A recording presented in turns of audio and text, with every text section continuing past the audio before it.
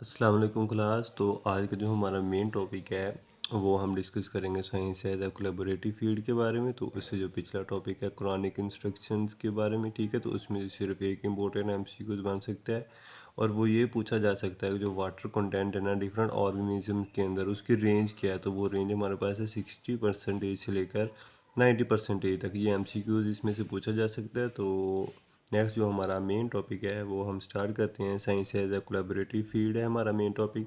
तो आप लोग अपनी कॉपी पेंसिल लेके बैठिएगा और बुक्स को ओपन कीजिएगा, ठीक है। तो हम बुक्स को ज़रूर ओपन कीजिएगा, ठीक है, क्योंकि ये सारे का सारा डिटेल आपकी बुक से ही लिया गया है, ठीक है। तो स्टार्ट करते हैं। Science is a collaborative field. Science एक बहुत वसी फील्ड है, ठीक है, जो कि बहुत वसी पैमाने पर फैली हुई है। इन विच रिसर्चर, जिसके अंदर बहुत से जो रिसर्चर हैं जो रिसर्च करते हैं डिफरेंट चीज़ों के ऊपर, ठीक है, फ्रॉम वेरियस डिसिप्लिन, यानी कि फील्ड्स। ये मतलब कि जोलॉजी में हो सकता है, बॉटनी में हो सकता है, माइक्रोबायोलॉजी में हो सकता है, बायोटेक्नोलॉजी के अंदर। ये फील्ड अलग-अलग फील्ड है। इन अलग-अलग फील्ड्स के अंदर रिसर्चर जो रिसर्च करते हैं, ठीक है, और ये सारे के सारे साइंस के अंदर आता है। इसलिए साइंस एक बहुत बड़ा कोलैबोरेटिव फील्ड है। ये सारे के सारे मिलकर काम करते हैं, work together to solve complex problems, ठीक है। उसने इस लाइन में ये कहा कि साइंस एक बहुत वसी फील्ड है, ठीक है, जिसमें से जो रिसर्चर फ्रॉम डिफरेंट डिसिप्लिन से, लाइक बायोकेमिस्ट्री, बायोटेक्नोलॉजी, ठीक है, माइक्रोबायोलॉजी, फार्मास्यूटिक्स वगैरह में से, ठीक है, सब के सब रिसर्चर मिलकर काम करते हैं और किसी न किसी जो कॉम्प्लेक्स प्रॉब्लम, पेचीदा मसले होते हैं ना, ठीक है, उनको हल कर देते हैं, ठीक है। It often leads to quicker and sustainable solution. उसने कहा कि ये जो हमारे पास कोलैबोरेटिव फील्ड है और जिसके अंदर रिसर्चर्स मिलकर काम करते हैं ना, ये अक्सर हमारे पास क्विक जवाब देते हैं। सोल्यूशन जो भी है ना वो बहुत जल्दी सोल्यूशन मिल जाता है इन सब के मतलब के रिसर्च के ज़रिए से। और हमारे पास सस्टेनेबल सोल्यूशन होता है, ठीक है, यानी कि जो सोल्यूशन वो निकलता है ना वो हमारे पास सस्टेनेबल हो जाता है, ठीक है, यानी कि वो ज़्यादा लाइफ टाइम के लिए हम उसे सस्टेन कर सकते हैं, मेंटेन होता है वो। नेक्स्ट हमारे पास जो सबसे पहला असल में कॉम्प्लेक्स प्रॉब्लम जो सोल्व किया गया था वो हमारे पास था ह्यूमन जीनोम प्रोजेक्ट। जो ह्यूमन के अंदर जितने भी जीन्स वगैरह है ना, ठीक है, इन सब का जो प्रोजेक्ट था ना, ठीक है, उसके बारे में डिस्कस किया गया था, ठीक है। This project aim to sequence and map the entire human genome, यानी कि जितना भी जीन्स ह्यूमन के अंदर, इंसान के अंदर जितने भी जीन्स हैं ना, ठीक है, वो किस सीक्वेंस में है और इनका मैप तैयार करने का ये मकसद था इस प्रोजेक्ट का, ठीक है। और ये कंप्लीट किस वक्त हुआ? ये कंप्लीट हमारे पास हुआ 2003 के अंदर। ये इंपॉर्टेंट एमसीक्यूज के तौर पे पूछा जा सकता है कि ह्यूमन जीनोम प्रोजेक्ट कब कंप्लीट हुआ? तो 2003 के अंदर ये कंप्लीट हुआ, ठीक है। इसके अंदर क्या क्या रिसर्चर्स किस किस फील्ड से इन्वॉल्व थे, ठीक है, इट इन्वॉल्व रिसर्चर, यानी कि किस किस फील्ड से इसके अंदर रिसर्चर इन्वॉल्व थे, ठीक है। सबसे पहले उसने कहा कि हमारे पास आ जाता है मॉलिक्यूलर बायोलॉजी। मॉलिक्यूलर बायोलॉजी इसके अंदर हमारे पास कार्बोहाइड्रेट्स, प्रोटीन्स, लिपिड्स और न्यूक्लिक एसिड आ जाता है। न्यूक्लिक एसिड की फर्दर टाइप्स हमारे पास आ जाती हैं आरएनए और डीएनए, ठीक है। और नेक्स्ट हमारे पास जेनेटिक्स, ठीक है, इसके रिसर्चर थे, इंफॉर्मेटिक्स थे और कंप्यूटर साइंस के जितने भी रिसर्चर वगैरह थे ना, वो सारे के सारे हमारे पास रिसर्चर इस फील्ड के अंदर इंक्लूड थे। नेक्स्ट हमारे पास आया था क्लाइमेट चेंज रिसर्च, यानी कि जितना भी हमारे पास माहौल है वो किस तरह चेंज होता है, ठीक है। आजकल जितने भी हमारे पास माहौल के अंदर चेंजेस आ रही हैं, लाइक सैलाब वगैरह आ रहे हैं, वो हमारे इन्वायरमेंट के अंदर चेंजिंग की वजह से आ रहे हैं, ठीक है। स्मोक वगैरह जो हमारे माहौल को ज़्यादा से ज़्यादा मुतासर करती है, ठीक है।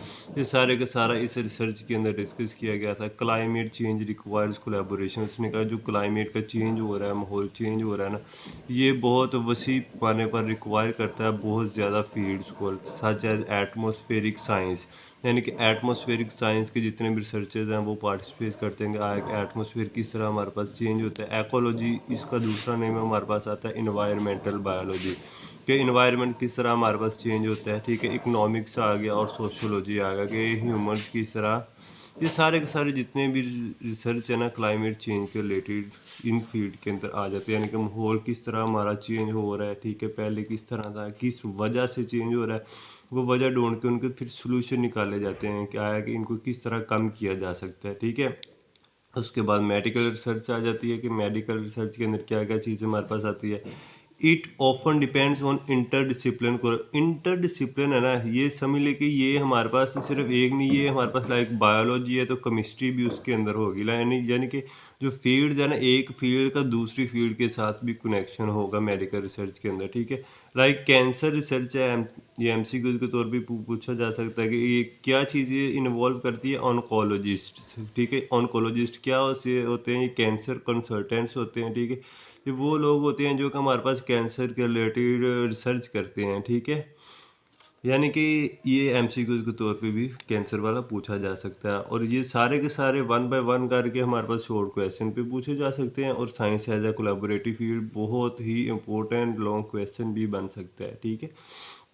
इसके अंदर क्या क्या इन्वॉल्व होते हैं, हमारे पास बायोलॉजिस्ट इन्वॉल्व होते हैं, ठीक है। बायोकेमिस्ट्री यानी कि बायोलॉजी और बायोकेमिस्ट्री इन्वॉल्व होते हैं, फिर जेनेटिक्स इन्वॉल्व होती है, फार्माकोलॉजिस्ट जो हमारे पास न्यू मेडिसिन वगैरह बनाते हैं, एंड स्टैटिस्टिक्स, ये इनके अंदर इन्वॉल्व होते हैं हमारे पास, ठीक है। नेक्स्ट हमारे पास आ जाता है रोबोट, जो कि आने वाली दुनिया का बादशाह भी कहलाया जा रहा है, ठीक है। यानी कि नेक्स्ट जो आने वाली दुनिया है वो कहा जाता है कि कंप्यूटर बेस होगी, रोबोटिक्स होगी, या आर्टिफिशियल इंटेलिजेंस। लाइक चाइना के अंदर अभी एक इसी 2025 के अंदर ही एक हॉस्पिटल ओपन हुआ है जो कि कम्प्लीटली एआई है।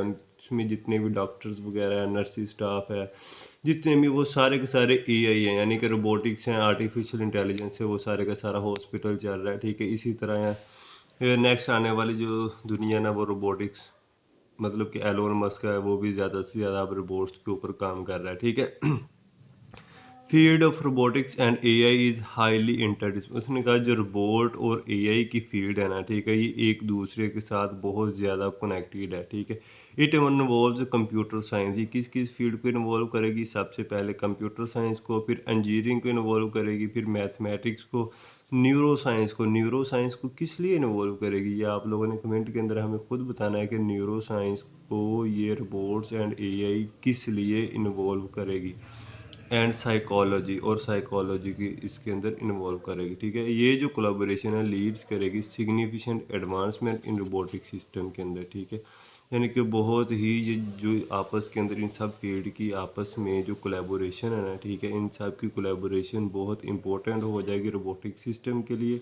ऑटोनोमस व्हील, ये ऐसी गाड़ियाँ होती हैं जो कि मतलब कि पायलट गाड़ियाँ भी बोली जाती हैं, पायलट मतलब कि जिनके लिए हमें ड्राइवर्स अगर वगैरह ड्राइवर ना भी चला रहा हो तो वो एआई चला लेती हैं, ठीक है। मशीन लर्निंग हो गया और नेचुरल लैंग्वेज प्रोसेस हो गया, ठीक है।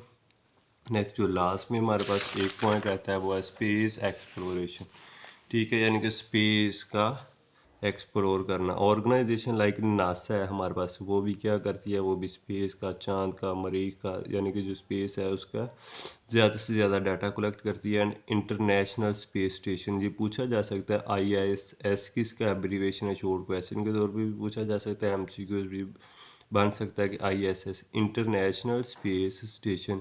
या ऐसे साइंटिस्ट वेरियस फील्ड से इन्वॉल्व करती हैं लाइक एस्ट्रोफिजिक्स, ठीक है। एस्ट्रोनॉट्स यानी कि जो हमारे पास स्पेस का नॉलेज रखते हैं, प्लानिटरी यानी कि जो हमारे पास प्लैनेट्स का नॉलेज रखती है साइंस।